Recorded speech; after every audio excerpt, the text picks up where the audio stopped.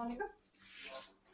Okay, cool. Right, welcome to the second day of truLondon. We're kicking off today with a session about getting mobile and how digital is transforming the world of digital. I'd like to pass you over to Andy Hyatt, our digital expert. Guru. Guru. He doesn't like the word guru. Here representing Bernard Hodes. So over to you, Andy. Brilliant. Well, welcome everyone. I started off with a little anecdote yesterday because I was having a debate with one of our clients where we had put forward a mobile strategy for them about designing their website and making sure that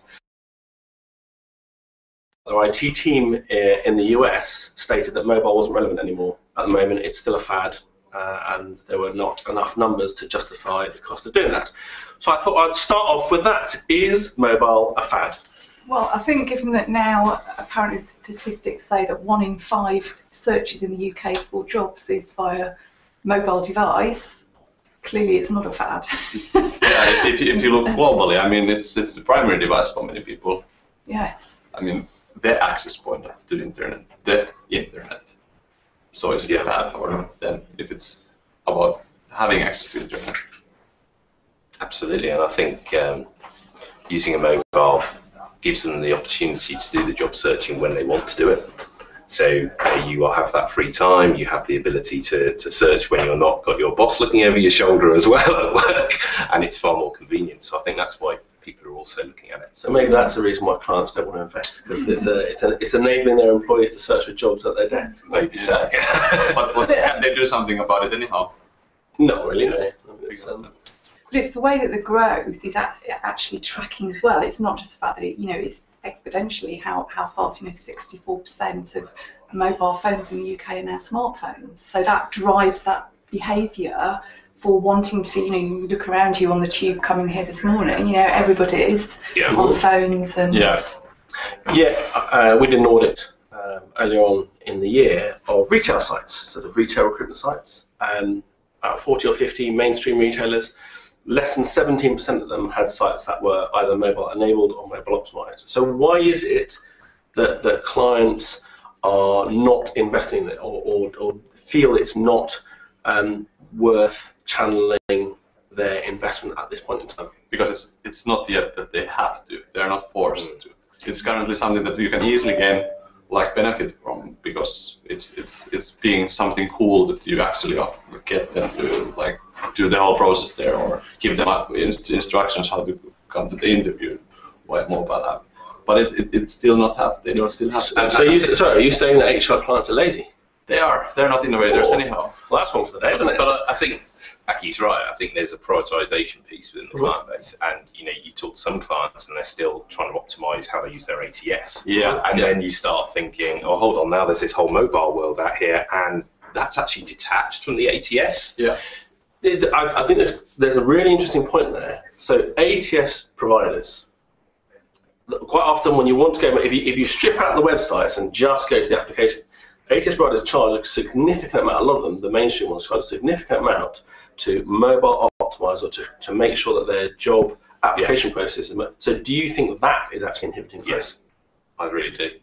Yeah, and then it should be even illegal to sell a product that is not mobile optimized. It shouldn't be, but I think it's this insane idea that the ATS providers are actually selling products that you cannot. But they are selling products. Yeah, they are, but you have to pay a lot. Yes, more.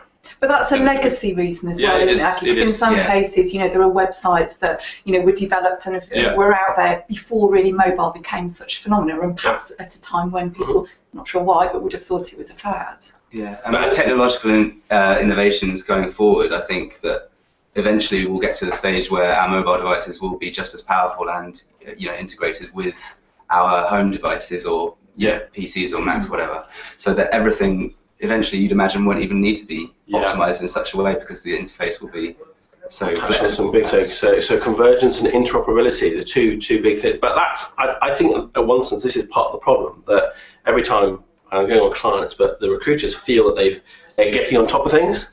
Technology drives such pace that they don't necessarily. So we've got companies like IBM who are already thinking about the three-dimensional world, where objects are talking to people and saying that level of thought is outdated. And your point around, I'm a client, there's a huge recession on. Do I focus on the social media, everyone tells me critical now, or mobile, or my web, or my ATS. Why, coming back to your point, Andy, you said that you've done some research into retailers, and interestingly, when I was looking around the subject, there's, just when you're reading, retailers do seem to lead the way. So 17% of retailers have mobile optimized sites. I don't actually know what the percentage in the recruitment world. I don't know if anybody else knows that statistic, but I would suggest it's lower, and much lower. And I think it's lower than that. I think it's around 6-7%. Yeah. So why, given that we're saying job search is something that people want to do, while they are out on the go, and it's an ideal time to be perhaps on a train, a tube, you're commuting, whatever. Why do you think HR recruitment world is behind the curve on it? I think there's a couple of reasons. One is that candidates make do. But the reality is they'll go to a website, they'll get the information they can get in whatever form, and then they'll just go to the channel that they need to finalise that. So if the mobile experience isn't great, they just accept, well, it's not great, and therefore I'll go at home and maybe apply to that one. The problem being, statistically, that's very hard to track. Yeah. So tracking someone who's seen it, and then change completely their platform into something else, and you can't draw a link between the two. But we should be used to that idea already, because let's say that social media already says that you cannot track only the last click. You have to understand the whole candidate journey. What are the touch points? How we actually build, and how we attract, convert, capture. But do you think clients or recruiters at the moment they actually accept that social media is at a point that they have to invest in it? Well, there are quite a few out there who don't. Well, I think they feel they have to do something. They haven't got a strategy, so they end up doing really simple, cheap things like engaging with LinkedIn and setting up. They do the real basics, but there's no strategy behind it. It's just, I've now got a tick in the box. Do you think it's because there's slightly less correlation, though, from an e-commerce perspective? Because in retail, obviously, the whole purpose of mobile is that somebody makes that online purchase, it's done. Mm-hmm. In retail, it's that much longer candidate journey process, isn't it? So, I think that's a really good point, because I think we're almost falling into that trap as well. We're always going, well, mobile's about somebody applying for a job. Yeah. And mobile isn't just about that. It's about that whole employment brand positioning. It's about how you engage with your candidate communities, and it's not just about getting someone to come through and into your ATS. But at the end of the day, if I'm the recruitment manager for Barclays, and I've got to justify an investment, I'm going to focus on the one that I can directly correlate between, and hence I know job boards, I know ATS, because I can directly say this resulted in this many hires. Yeah. It's much more complex than mobile, and there is a struggle within the HR industry around analytics, and so understand the relationship between employer branding, the development of employer brand, and its impact on hire. I mean, we spent the last 2 years talking about getting that right. You see a real impact on quality. On the quality of it. So actually the number of applications drops, the quality increases. Yeah. And what you're talking about, I think, touches on the heart. And the resource, the productivity therefore improves as well, doesn't it, right the way through. But I think it's one of the, I guess, if you've got a candidate, and again, you said, right, well, Barclays, for example, have got a mobile-enabled site, and I don't know, RBS haven't. Would it preclude a candidate registering? No, it wouldn't. So, not necessarily. But it might. If you think about the candidate journey, if you've got 10 candidates going through, and I'm sitting in here and I think, I might have a look at the Barclays site, then maybe 5 of them might say, okay, I'll sign up or I'll apply for Barclays because I can do that. The 10 who can't do that with RBS just won't. Yeah. And so therefore your statistical chance of someone then recalling, going back home, taking the effort to do that is less. But that's harder. You have to have the tracking set up to be able to prove that. So from what we're saying as well, there's a real opportunity for people to do it well right now and stand out in the field. And actually, perhaps for those roles that are more niche roles or harder to fill, the candidates that have got the, if you'll attract the people because you've got an easier to, so it's the user experience. Because maybe this is one of the answers why perhaps recruiters aren't utilising mobile, is because perhaps the majority of their jobs they feel will be catered for by a large pool of candidates that can use, home devices or whatever, not mobile.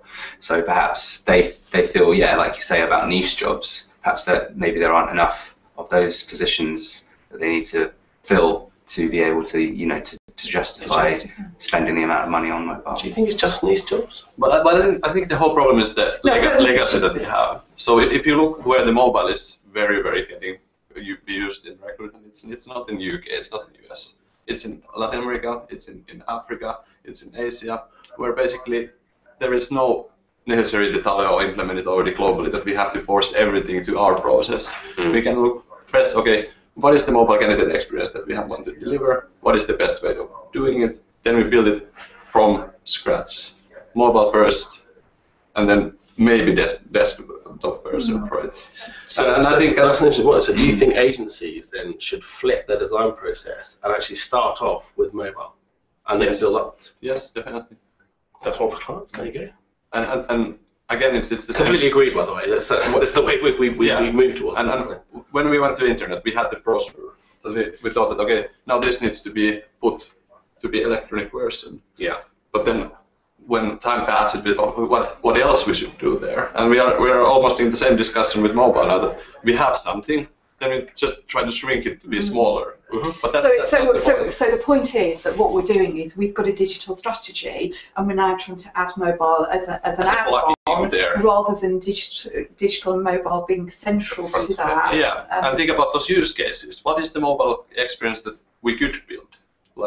And then start building from that. What are the use cases, what we need to support? And location, for example, you cannot use it in any desktop application, but mobile, you could have an app that basically comes from the application to the whole onboarding experience. That basically you can, when the person check-ins to your office, you as a hiring manager already know, okay, now I start the interviewing process. You can basically build around the whole mobile experience. So who does that well now, do you think? Are there anybody out there who's really using mobile in a recruitment space well? I would happily say kind of our clients, but I will. But not yet. Well, no. So with Barclays. So Barclays is one of our clients. We've just we recently rebuilt their website for what a division they called UKRBB, UK Retail Banking, and we started off kind of mobile optimizing from the onset. Yeah. So you go to the mobile site and you get a tailored experience. Location is factored within it. Yeah. When you want to look at the things like branch tours and the 360-degree workarounds, you're actually using mobile. So if I move my mobile around, it uses the gyroscope within it to do that. That's a big investment. It's a big investment, a big risk for that client as well, because there's no proof that it works apart from afterwards. We can now show a correlation between what the point you raised, employer branding, the quality of applicant coming in, not just the number, so the number of hires falls, but the quality increases and the conversion rate increases. But those stats are hard to come across. But then you send them through a normal recruitment process and 14 layers of testing application forms, so you have all this front end, which is actually the candidates getting really excited about the experience, and then actually you then take them and revert back to normal. Go through. It comes back to the point earlier on about the applicant tracking system. Yeah. So changing tack completely. So we've started talking about. We've talked about it's not a fad. You need to have some metrics.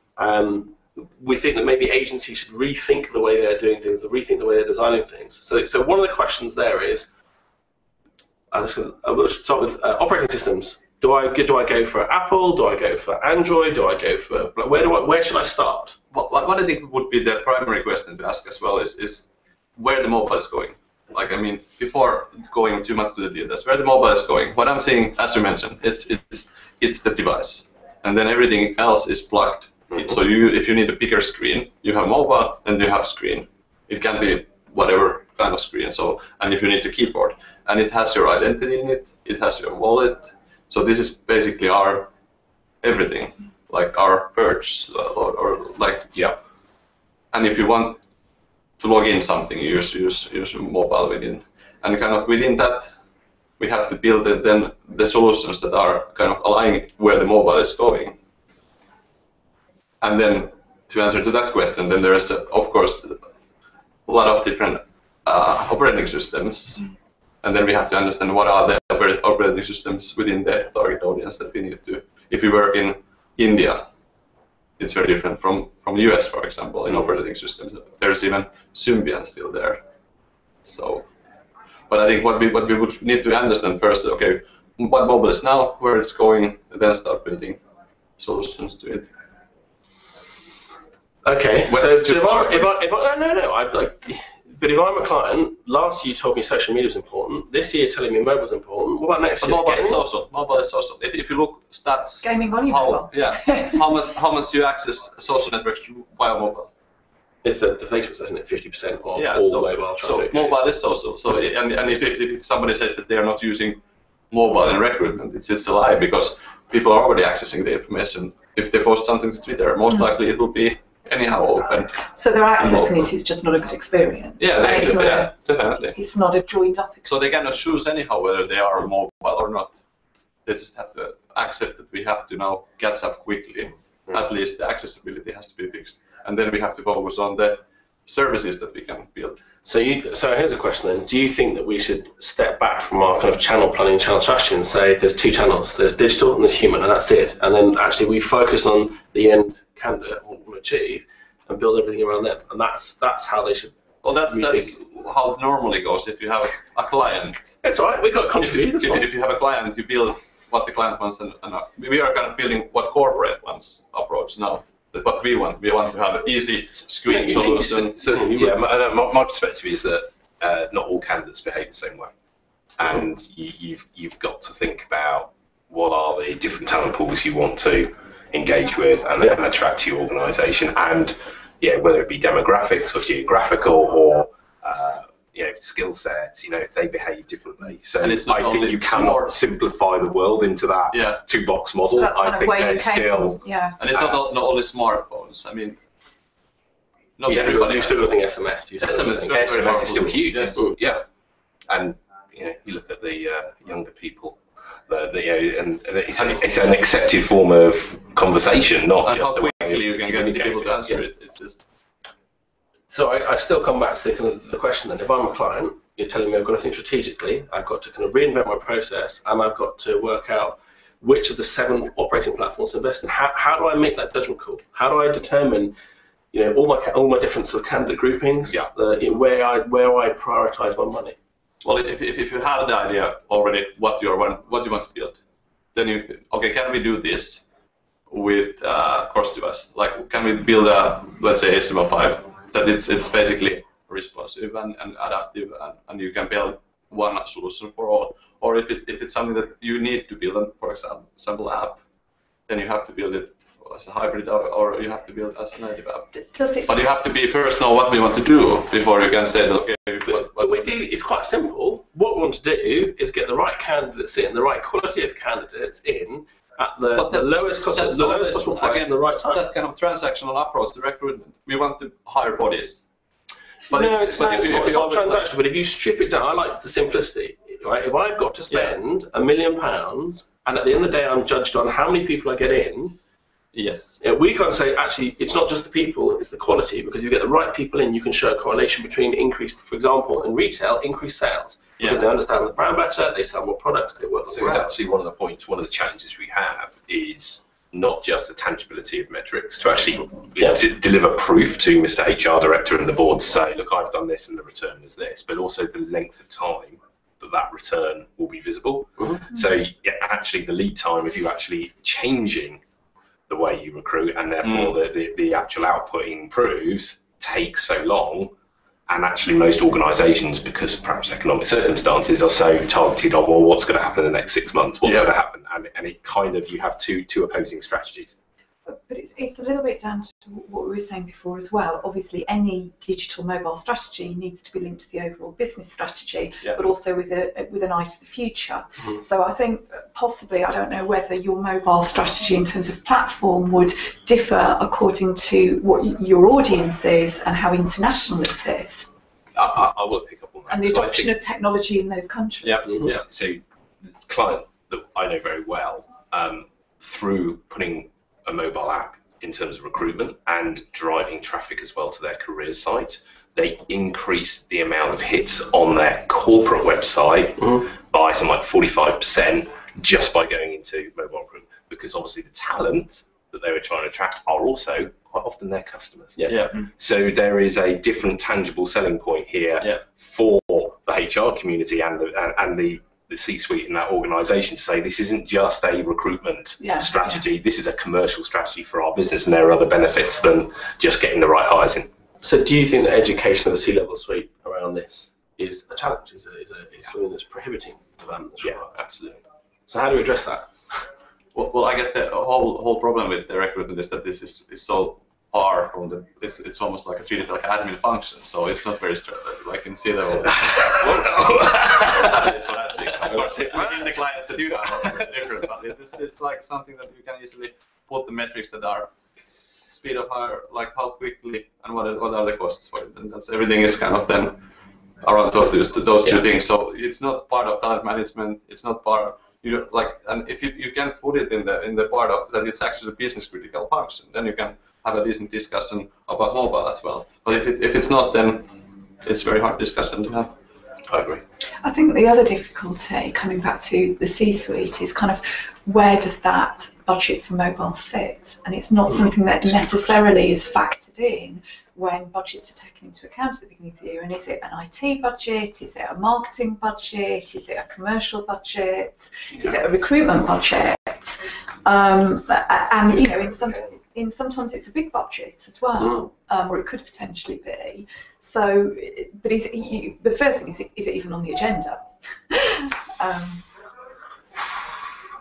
I think social media is on the agenda, and by default, what you're saying from an agency side is agencies saying if social media is on the agenda, you cannot ignore mobile, and that's slowly getting traction. I mean, I don't know from your side, but it's a challenge when we talk about, because our whole position now is we will start off, we will make sure that we develop, start from a mobile experience first and build upwards. But trying to articulate that to, I mean, the reality is the audience, HR audience, they're not experts in technology and they're not meant to be experts in technology. So trying to bring them on that journey and articulate the reason you're doing this, often it takes a leap of faith. So the Barclays example was a leap of faith. The Staples example we showed last year is a leap of faith. Not all clients. We're interested more with Barclays, so they don't have the traction issue. Yeah, they don't have a problem getting people to apply for Barclays for jobs. It would be my perception. They get a lot of applicants. Their challenge is getting through that larger number of applicants to get to the quality hires that they actually want to bring into their business. Yeah. So, if I was Barclays, do I go, I want to invest loads of money in getting more people applying? So how do you tangibly make mobile be that part of that selection process? But it's the opposite, as you said. It is actually not getting more; it's less, because as a recruiter, you will get more. Well, what depending on how you design it. What you tend to get, and what we've seen statistically, is you get the traffic increases, the number of people who come to your site increases, but the number of people who then go on to apply decreases dramatically. And that's a very difficult proposition to go and sell at a C-level suite when you say, oh, by the way, we've just dropped applications by 50%, and they don't necessarily understand that's a good thing. Yeah. But I think the mindset often, which again, we're talking about why people aren't doing it perhaps, is that, well, do we need more people applying? And the fact is, actually, no, you use it as a tool to be more selective and to be realistic about these roles, so less people apply, and you get the right people applying. And I don't think everyone's made that link. But it's a long-term thing as well, isn't it? Because it's not even just about getting those people through the door, but ideally you'd want to be tracking a year down the line. Has your attrition reduced as well? You know, it's not just physically even attracting them. Well, is there a chance to build a better process within the mobile? Now we are all like, this is the process that you apply, then you like. Would there be a chance to know? Take a step back. What could be a better process? If there is no application process, if we actually narrow the visibility even with those ads, does those ads needs to be visible for everybody? Yeah. If people only apply to your talent network, and then we match automatically. Absolutely. Why we would need to build again the same thing that we had 50 years ago to mobile? Could we build something better? I think it's a great point. But I also think that's a huge risk for a client who's having enough trouble without the metrics to say, this is what we think is going to happen, to say, actually, what we need to do is completely reinvent our processes and think about the application form as a classic. What you really try it out, see how it goes. We don't have to do within the whole global Barclays, for example, as a client, but we can pilot things, we can test things, and we can test things very cheaply. Which is great. I mean, Barclays should ideally have money for pilots, but if I'm a smaller organisation, I don't have the money to do that. And so there is a question around metrics. And the actual case study is the proof. Yeah. So there is a legitimate case study for this. There's a legitimate rationale. But again, when it comes to mainstream, when it comes to already like proof of concept, then again, what attraction is about is actually doing something else than others are doing. So now we should have the faith to do things, try out things, because then we can actually gain some benefits before others are. So again, waiting that LinkedIn is so popular as it currently is actually making it less useful for you, because everybody is already using it and it's full of spam. So it's whether you're an early adopter or not. You have to be, because if let's say that Google Plus will be after 2 years as used as LinkedIn is, now you can easily get the results because it's not full of spam. It's not full of everybody else fishing there. Yeah. So again, like you should be there, and we have to be able to sell it. That hey, you have to take the risk. It's about test practice, not best practice. But I think Andy's right, is that it would take quite an unusual company to just make that radical step. Or one person in that company. Yeah, perhaps. So if you were kind of, to advise generally in terms of, a medium-sized company, they've got a website right now, they're attracting candidates through that, but they're aware that they should have a better mobile strategy. What would you advise them to do? Would you advise, do they scrap that and start again entirely? Is there a way of modifying what's there? I'm sure there's not a one-size-fits-all, but what would you advise to them to do? Well, the risk of promoting a competitor. So the work that AIA did with Tyler's this year, where Tyler's had spent a lot of money and time creating this really engaging experience, and they recognised that actually they not got it wrong, but that mobile was critical to their target audience. So they actually built a separate mobile site. They said, realised this is what we need to do, and they built that. And statistically, it's winning awards and it's doing very, very well. And I personally, I think, in my bullish sense, I agree with you, which is it's quite disappointing that in the Western world, at least, mobile penetration is at such a level well, it's not even tipping point. I mean, it's there. And we've had time where we sat there with clients and saying, well, how many of your candidates use Facebook, for example? And they said, well, Facebook's banned. And I said, well, how many of your team have mobile phones? Yeah.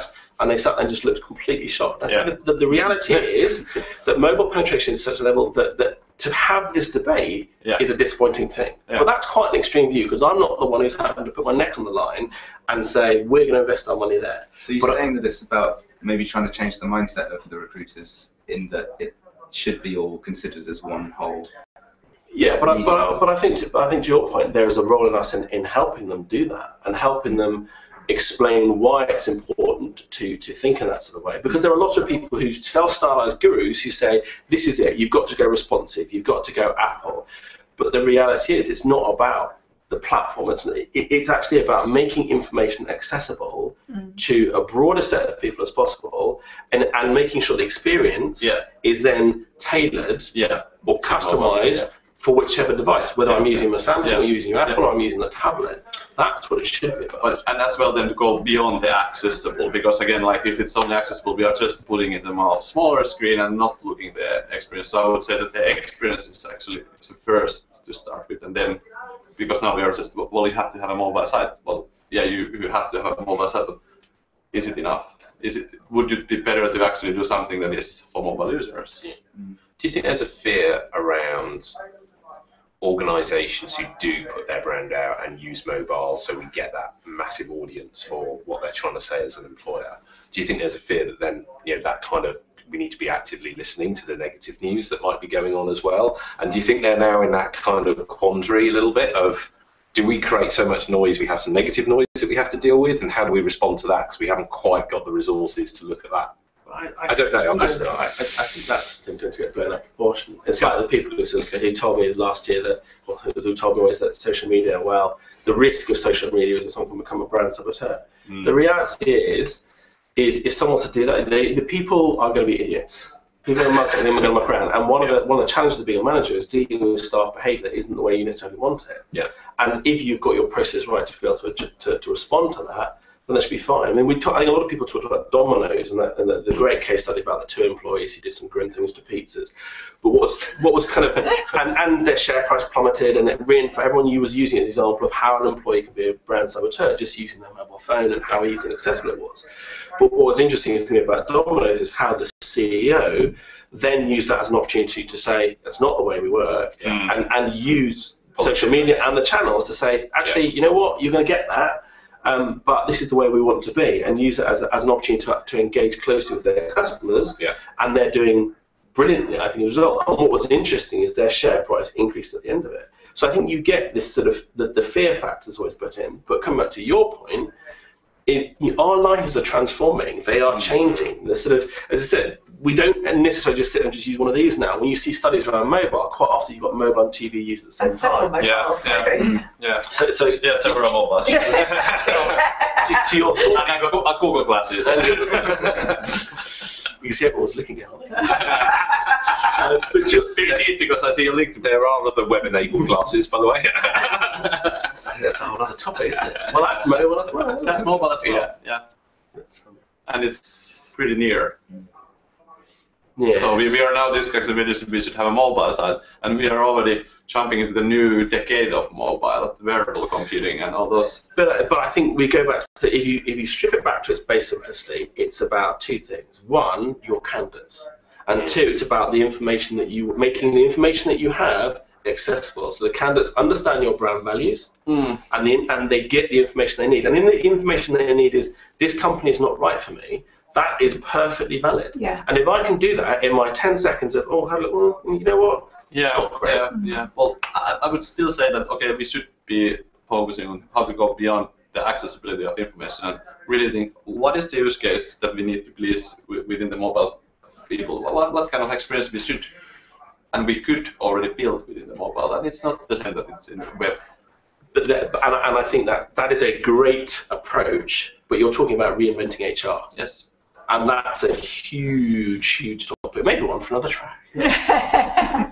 So I always try to reinvent HR when I have a chance within mobile or so. So anyhow, there's things that we could use it as an opportunity as well, mobile as well. When internet came, there was the opportunity to do something different, but we didn't. Now it would be a nice time to as well look at if there could be.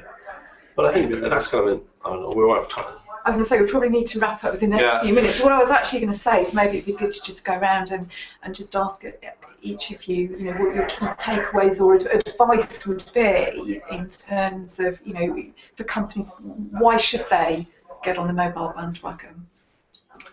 Well, if you're asking me, 2 things that I kept flashing through my brain during this conversation were, firstly, I think it's really key to sell to recruiters and employers the benefits of mobile over or in conjunction with existing channels that they use, and why mobile and what it has to it that can do something different, basically has a niche or a USP that can help them get to a different type of potential candidate. And secondly, I think it's really important to do a lot of research and figure out the media habits of the type of candidates that these employers potentially want to target. So, if they do realise that these types of candidates are very often they're using their mobile devices all the time, then that's more of a reason to potentially invest. So that's what I'd perhaps suggest. Yeah, I think for me it's as a recruitment industry and a recruitment technology industry, it's how do we help the clients make the decisions easy. So how are we going to build proof that these things actually do deliver the outputs that the HR team want to deliver, and that is quality of hire as well as the speed of engagement and the way you can engage with talent. So I think we've got to help ourselves to get better and smarter in the way we can collect data and prove that these are tools if you have to do it, as well as just saying it because it's logical. Yeah. I think reinforcing that, we have statistics that show a demonstrable impact, as in decrease in applications, increase in conversions, increase in quality of hire. If we can get more agencies to actually release that information, it will help clients understand the value of what we're doing. The other side is that it's not just about the technology of the platform, that human beings are changing. And you look at there's a great video of that 2-year-old who finds it more intuitive to use an iPad than a magazine. Which is a wonderful thing, that actually the people come into this world don't know life without internet access. They don't know life without mobile access, and they're starting to come into our working world. The way that they consume and interact with media is fundamentally different. And it's very difficult for someone who's in their 30s, 40s and 50s, who's at the age where technology was just starting to be introduced, to understand just how different it is. Definitely. And it's about understanding the change in the behavior that mobile is actually giving. It's not a new platform. It's a change in behavior. It's a change of way people work, and putting our minds how it changes within the recruitment process, and then understanding how to design around that new behavior, better experiences. And changing before you have to, because when you do it proactively, it's actually a little bit cheaper, and you can get business benefit. If you wait, all the other companies have already done it. It's just too late. You have to do it now before you have to do it. For me, it's about not considering it as mobile as a technology as well. It's about using it as a vehicle for your employer brand, and also not just thinking about people as candidates but as consumers, because they also are part and parcel of your overall organisation. So making sure that everything is integrated. Okay, thanks guys for a great chat. Thank you.